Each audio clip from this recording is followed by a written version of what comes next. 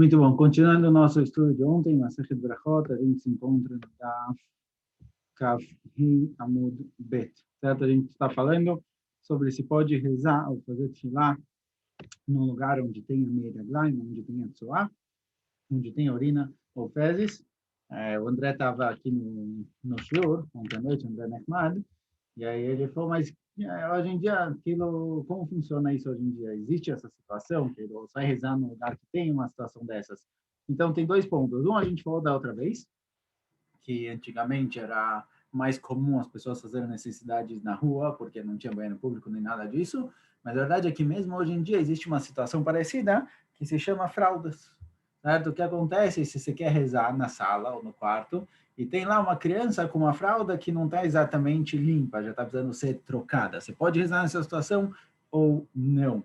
Então, aqui a gente viu, se está coberto, se a fezes ou a urina está coberto, não tem problema. Então, se a criança está... A fralda em si, às vezes, é como se fosse o pinico, digamos assim, que não adianta, não tem como rezar nessa situação. Mas se a criança está com um bode, está com uma roupa por cima, alguma coisa desse tipo, já não tem problema, a não ser que tenha um cheiro ruim. Então, mesmo hoje em dia, essas alahot aqui, esses dinim que a gente está vendo, eles podem ser aplicados de uma forma um pouco menos gritante, igual antigamente, mas a própria fralda da criança, às vezes, pode impedir a pessoa de rezar naquele lugar. Então, vamos lá. Uma das shitot que a gente viu aqui era que, caso tenha urina no quarto, mesmo que tenha uma cama separando, não pode rezar nesse lugar, até que a pessoa coloque a cama em cima da urina, quer dizer, mantenha a urina em si coberta. Maravilhoso, fala você. Baiminei miravuna, perguntei para Ravuna o seguinte, isso está escrito que se a cama está cobrindo a urina, eu posso rezar lá, em qual altura da cama é aceitável, é considerado coberto. Se a cama tem menos que 3 tfachim, menos que 3 punhos, em torno de 24 centímetros, pshitali, de que lavudame. Com certeza eu posso rezar nessa situação, porque tudo que é menos que 3 tfachim é considerado como se estivesse encostado, certo? Igual na sukkah, pode ter uma abertura de até 3 tfachim, é considerado como se a parede estivesse fechada, não tem problema. 3 tfachim, até a altura de 3 tfachim, é virtualmente fechado. Então, se a cama tem uma altura máxima de 24 centímetros, de 3 tfachim, então, com certeza, é como se a urina tivesse coberta, eu posso rezar lá. Mal. O que acontece se a cama tem uma altura de mais de 3? 3, 4, 5, 6, 7, 8, 9. O que acontece? A Marley respondeu para ele, Loyadana, falou, 10, isso eu não sei dizer, não sei responder.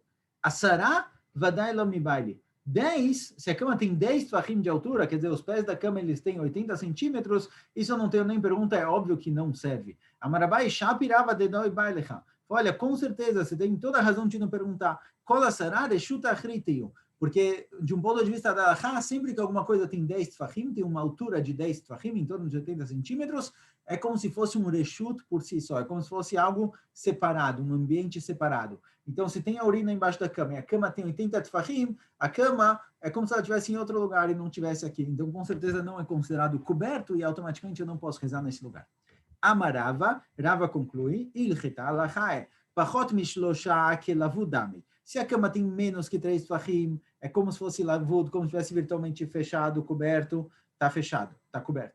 Asara, se a cama tem 10 tfachim, reshut achriti, é como se fosse um outro reshut, não serve, é como se fosse um outro, como se a cama estivesse em outro lugar, não cobrindo, não serve. Mishloshada asara, haino de Rav miravuna velo pashat lei. De 3 a 10, é isso que Rav Yossi perguntou para Ravuna, e Ravuna não respondeu. E então fica na dúvida, lechatchila não se deve rezar dessa forma. Amarav, fala Rav, alachá que Rabi Shimon ben Elazar, alachá como Rabi Shimon ben Elazar, que o quarto inteiro é considerado, não importa o tamanho do quarto, é considerado como se fosse um lugar pequeno, e mesmo que você está a 50 metros de distância da urina, você não pode rezar naquele quarto com a urina descoberta. Vechen amar Bali amar Rabi Yaakov, bara de Bat Shmuel, alachá que Rabi Shimon ben Elazar, certo? Assim também falou Bali, em nome de Rabi Yaakov, filho da filha de Shmuel, neto de Shmuel, que alachá é como Rabi Shimon ben Elazar. Verava amar em alachá que Rabi Shimon ben Elazar. Rava fala que não, alachá não é como Rabi Shimon ben Elazar, que só próximo à urina não pode rezar, mas em outro lugar, no mesmo ambiente, sim é permitido, com a condição que não tenha cheiro. Rav Achai, e essa Klei Lebrei Bei Rav Yitzhak Bar Shmuel Bar Mata, Rav Achai, ele casou o filho com uma menina da família de Rav Yitzhak bar Shmuel bar Marta. Aí ele lechupá velo avamistai milta. Casaram, o filho de Rav Achai casou com a filha de alguém da família de Rav Yitzhak bar Shmuel, casaram, e eles não conseguiram consumar o casamento. Lá está a milta, não deu certo. Azar batrei leyunei. Aí Rav Achai foi ver o que está acontecendo. Ele entrou no quarto para ver como era o quarto, o que tinha por lá. Haza Sefer Torah de Mancha. Viu que tinha um Sefer Torah no quarto. Amarleu falou para eles, Iku Ashta, se eu não tivesse vindo agora, Loata, e Loaka Loasta, se eu não tivesse vindo agora, Sacantum Lebrei, vocês teriam colocado meu filho em perigo, certo? Ele entrou no quarto do Hatan da Calá para ver se tinha alguma coisa incomodando, alguma coisa atrapalhando, ele viu lá um Sefer Torah e falou, olha, vocês deixaram um Sefer Torah dentro do quarto, vocês teriam colocado meu filho em perigo. Detalhe, está escrito na Braita, Bait Yesh Bo Sefer Torah, uma casa onde tem um Sefer Torah, ou Tfilin, ou tem lá Tfilin, assim também vale para as Farim hoje em dia. Assur Leshamesh Bo Etamidá, não pode ter relações na frente disso. Não pode ter relações na frente de um Sefer Torah. Até que você tire o Sefer Torah, os livros do quarto, o Tfilin do quarto, ou coloque ele dentro de dois kelim, dentro de dois utensílios. Amarabai lo shano ela beklishi no kliana, vai beklishi o kliana, filosara mane kechad mana dami. Fala, Bai, olha, isso que dois kelim serve, certo? Se eu pego um livro, eu coloco ele num saquinho, dentro de uma sacola, o lugar é como se tivesse em outro lugar e não tivesse por aqui, aí é permitido ter relações no quarto. É só se esse saquinho e a sacola não foram feitos pro livro. Aí eu posso considerar como duas coberturas, realmente. Mas se tudo isso foi feito para o livro, certo? Por exemplo, o Sefer Torah. Pega o Sefer Torah, você tem aquele pano que se coloca sobre o Sefer Torah. Ele foi feito para o Sefer. Tudo que é feito para o Sefer é sempre considerado como se fosse um só, e não dois. Então, isso que tem que ter duas coberturas, dois kelim, precisam ser duas coberturas que não foram feitas especificamente para o livro. Então, falou para eles, olha, Baruch Hashem que não deu certo, não conseguiram consumar o casamento, Minashamayim, porque é proibido fazer isso, já que tem um Sefer Torah no quarto. Amarava, falarava, glima akamtera, que kli betor kli dame. Falarava o seguinte, se tem um baú, onde colocam os livros lá dentro, e por cima desse baú se coloca um pano, é como se fosse um kli dentro do outro. Certo? Então, porque você tem o baú e você tem o pano por cima. Amar Rabbi Yoshua ben Levi, fala Rabbi Yoshua ben Levi, Sefer Torah tzarich lasot lo mechitza asara. Sefer Torah, alguém que não tem um lugar para tirar o Sefer Torah, você não tem outro quarto para pôr ele, você não tem um kelim para colocar o Sefer Torah dentro deles, certo? Só comentando que antigamente, quando eles estudavam Torá, eles estudavam com um Sefer Torah próprio, esse é o modo de estudar, eles não tinham livros igual a gente, não tinham Humashim, só tinham o Sefer Torah, então as pessoas tinham Sefer Torah em casa, porque eles precisavam estudar, assim que eles estudavam.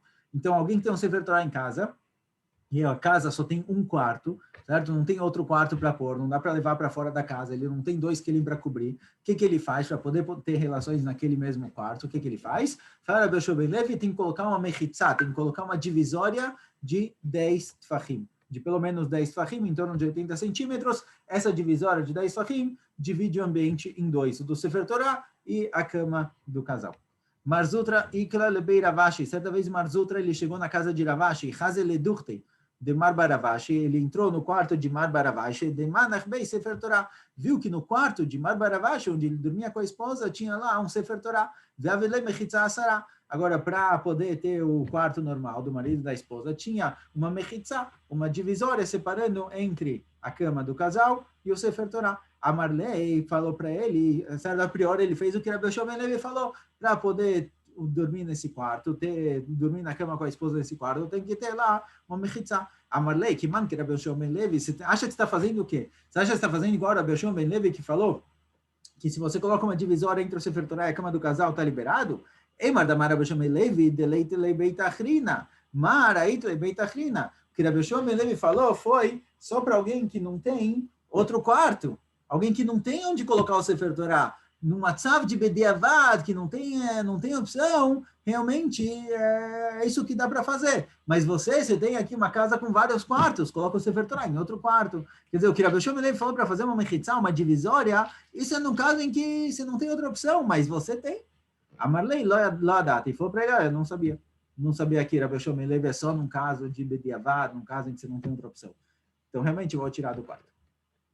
Kama yarchik me'emu minatzoah, arba amot. Alguém que está rezando no lugar e tem lá tzoah, tem lá fezes ou urina, ele precisa se distanciar 4 amot daquilo para poder rezar.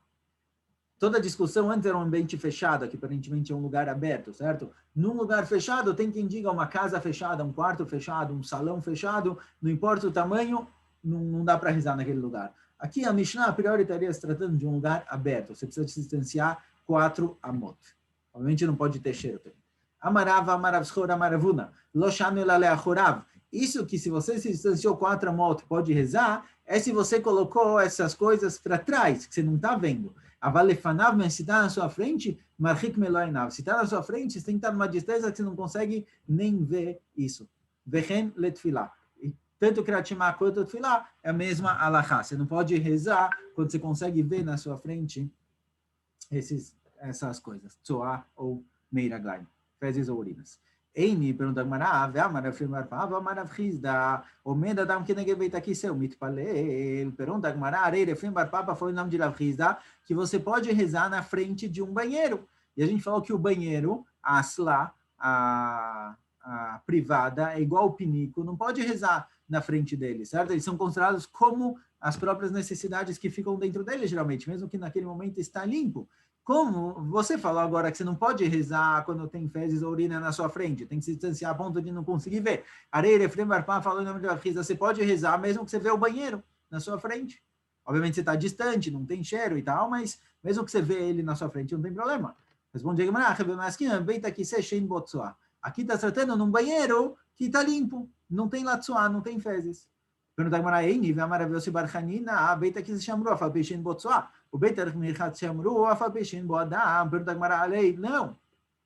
Arei, igual a gente falou com relação ao pinico, assim fala Rav barchanina, beita que se chamou, beita que se, o banheiro que falaram que é proibido rezar dentro dele ou na frente dele, é mesmo que naquele momento ele está limpo, mesmo que lá não tem tzoá, é considerado um lugar sujo por si só, que você não pode rezar na frente dele. E Beit HaMerchatz, isso que você não pode rezar nas casas de banho, a casa de banho as pessoas geralmente ficavam lá sem roupa, você não pode rezar lá. Agora, mesmo no momento em que não tem ninguém lá, aquele lugar é um lugar proibido de rezar. Então aqui o banheiro também, não adianta me responder que o banheiro está limpo, não tem sujeira. Isso daqui não me libera. Aqui está tratando de um banheiro novo, um banheiro que ainda não foi usado, certo? Realmente, você não pode rezar de frente para um banheiro. Tem que se distanciar a ponto de não conseguir ver ele mais. Ou colocar ele para o lado, colocar ele para trás de você. Mas se é um banheiro novo que nunca foi usado, aí não tem problema. Pergunta a Gemara, ve'ami baile Ravina, pergunta a Gemara, Ravina perguntou isso uma vez. Isminol lebeita kisema, o yesh zimun ou en zimun? Ravina perguntou o seguinte, olha, quando eu defini um lugar, esse lugar vai ser o banheiro. Fiz um buraquinho lá no chão, falei, esse lugar vai ser um banheiro. Isso chama asmaná. Eu só defini, certo? Eu só defini que aquele lugar vai ser o banheiro. Não foi usado ainda. Yesh zimun ou en zimun? Isso já é chamado de banheiro e não posso rezar lá mais, ou não é considerado banheiro? Ou seja, você falou aqui em cima que um banheiro novo eu posso rezar voltado para ele sem problema nenhum, porque um banheiro novo ainda não é considerado banheiro, porque não foi usado. Mas Ravina se perguntou isso. Se um banheiro que foi chamado de banheiro, já foi definido que esse lugar vai ser considerado banheiro, se mesmo que não tenha sido usado, ele está pego, ele ficou na dúvida se já é chamado de banheiro e não posso rezar ou não. Responde a Gemara que Kamibai, Ravina não. O que Ravina se perguntou, Lemika Maleilitz Lui Begavei. O que Ravina se perguntou é se eu posso entrar no banheiro e rezar lá dentro. Certo? Eu montei casa nova, casa novinha. Você acabou de chegar numa casa, acabou de ser construída. Tem lá o banheiro. Tem lá a privada, tem lá tudo. Agora, isso daqui, embora a gente chame de banheiro, nunca foi um banheiro ainda. Não chegou a ser usado. Tá bom que tem a privada lá, tem tudo para ser um banheiro, mas ainda não. O que Ravina está perguntando é se eu posso rezar lá dentro. Mas fora, aval kenegdo, lo, mas fora dele com certeza não tem problema. Dentro, pode ser que o fato de eu ter definido esse lugar como banheiro já me fala, olha, não posso rezar, não pode rezar dentro do banheiro. Mesmo que não foi usado, ele já tem o nome de banheiro. Mas, quando o meu problema é rezar na frente dele, aí só é problema se é um lugar que já foi usado, já teve lá sujeira. Se não tem problema nenhum. Amarava, falarava, Anei batei kisai de parsai, afalgav de it beutzoa kestumim damo. Falarava o seguinte, os banheiros dos parsiim. Parsim, antigamente, como era o banheiro? O banheiro era um buraco no chão, basicamente, e poucas pessoas tinham banheiro em casa, porque se precisa de alguém para limpar isso, não era algo muito legal. Então, antigamente, o banheiro era um buraco no chão. Os parsim, o que eles faziam? Não faziam simplesmente um buraco no chão, era um buraco muito, muito fundo. Que aí, quando as coisas caíam lá, quando a pessoa usava esse lugar de banheiro, não dava nem para ver, quer dizer, ia para muito longe. Falarava, Beit que sai de Parsai, o banheiro dos Parsim, afagav deit beotsuá que estumim damo. Mesmo que lá no fundo, lá no buraco, lá embaixo, tenha tsuá, tenha realmente sujeira, tenha fezes, é como se tivesse tampado. E você pode rezar naquela região, não tem problema, não precisa se afastar desse lugar, você pode rezar virado para lá, porque as fezes nunca ficam lá, elas na verdade vão para outro lugar. Tem quem queira aprender daqui, tem discussão com relação a isso, o banheiro hoje em dia, certo? O banheiro hoje em dia, como funciona? O banheiro hoje em dia, depois que a pessoa usa ele, você dá descarga, quer dizer, ele passa a maior parte do tempo limpo. Mas não é exatamente igual. Dos Parsim, direto as coisas iam lá para o fundo, para longe. Aqui elas ficam boiando e depois que você dá descarga, isso sai. Então não é exatamente igual, mas de qualquer jeito falarava que o dos Parsim, que os dejetos da pessoa Bichal não ficam aqui, vão embora, não tem problema rezar na frente dele. Próxima Mishnah, fala Mishnah. Zav Shera Keri. Alguém que ele era Zav. Ele estava Zav, que é uma tumá, um tipo de impureza, de escorrimento, mas tinha um tipo de impureza que é de 7 dias. Quer dizer, para purificar ele é muito mais complicado, o processo de purificação é muito mais longo. Shera Keri, que ele viu o sêmen, ele ficou impuro, uma impureza que geralmente é só ir no mikve e acabou. Venidash Baltash Rivadzera. Uma mulher que estava nidá, que também a impureza é mais longa, um processo maior de purificação, que ela, antes disso, ela teve relações, antes de ficar nidá, ela teve relações, e às vezes, depois, o sêmen do homem acaba saindo da mulher e também purifica ela, mas uma impureza simples, que vai no meio e acabou. Então, tinha uma impureza grande e apareceu uma impureza pequena. Ou o contrário, Vemeshameshet, uma mulher que teve relações, ela ficou impura por causa disso, Sherata nidá, que depois ela ficou nidá, depois ela ficou menstruada, isso aqui causa uma impureza maior. Eles têm que ir no mikve pela impureza pequena. Mesmo que o mikve não vai resolver a situação, porque tem impureza maior, que tem um processo muito mais longo, mesmo assim tem que ir no mikve. Verabida poter, a vida fala, não precisa. Certo? Porque já que o mikve não vai resolver a situação, já que de qualquer jeito a pessoa vai continuar impura, não tem por que ir no mikve para impureza pequena. E vai ler, pergunta a Gemara, Balkeri Shirazivá. Qual o din, se alguém que ele era balkeri, quer dizer, ele começou com a impureza pequena e depois ele teve uma impureza grande. Ele era Rabiuda mal. O que Rabiuda vai dizer nessa situação?